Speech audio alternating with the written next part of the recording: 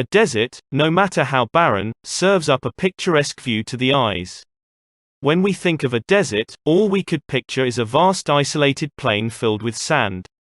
What if these areas have mysterious objects and structures buried underneath?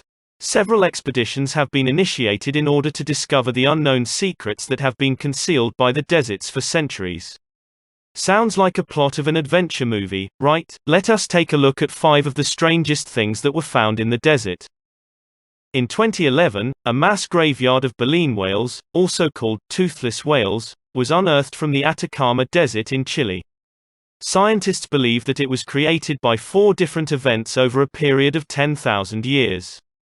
The skeletons of the whales were discovered under ancient sandstones near the Pan-American Highway in North Chile.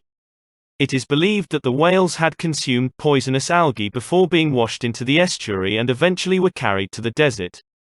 Cerro Ballena, popularly known as Whale Hill, the site was popular for being a graveyard for a number of ancient skeletons, but with the latest discovery of these fossils, it has turned out to be one of the richest fossil sites around the globe. The sudden discovery was made during construction work on the busy Pan-American Highway. Scientists and paleontologists believe that there might be other fossils of rare species buried underneath. A shipwreck was discovered in the Namibian desert, an area renowned for being a hub of diamonds. This particular site was referred to as forbidden territory. However, a worker who was searching for diamonds discovered gold which was missing for nearly 500 years. The workers dug up other elements like metals and pipes. Finally, archaeologists were called in, and the site was excavated.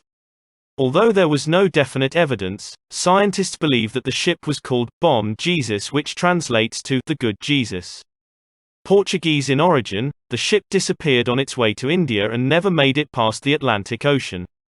The ship is believed to have hit a rock before it began to fall apart.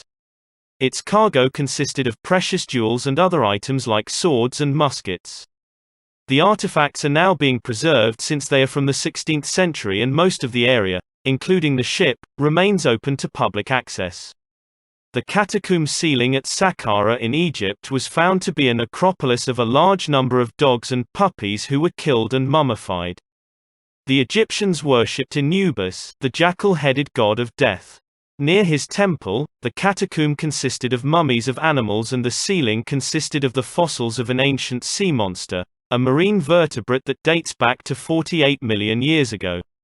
Ancient Egyptians built the catacomb to honor Anubis in the capital city of Memphis.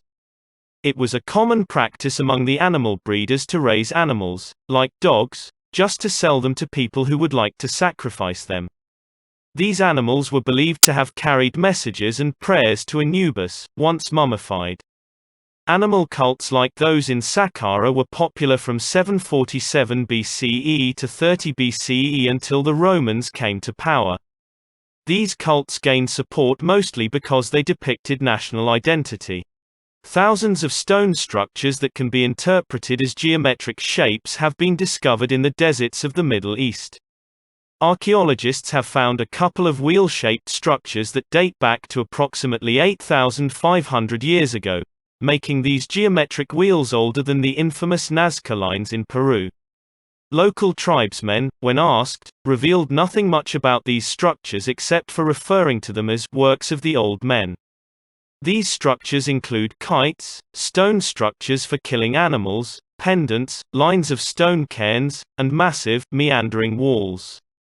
The lines cannot be well perceived as shapes from the ground, however, the aerial view revealed a lot about them. It is still a subject of mystery since no balloons or gilder technology was introduced in prehistoric times. The wheels seem to have great astronomical significance since they reflected the alignment of the celestial bodies. For a long time, this massive bullseye in the sands of Western Sahara has been overlooked since it is nearly impossible to spot it from the ground. In 1965, the Gemini IV mission was being prepared and scientists were asked to take pictures of the Earth's terrain. This is when the Eye of the Sahara caught their attention. For a long time, scientists believed that it was an impact of a crater since only a very small proportion of molten rock was found. The current theory about the formation is that molten rock pushed up towards the Earth's surface and created a dome-like structure. Canadian geologists suggest that the Eye of the Sahara was formed 100 million years ago when the supercontinent of Pangaea broke apart as a result of the shifting of tectonic plates. Another significant theory is that it is the remains of the city of Atlantis that Plato described as concentric rings of water and land.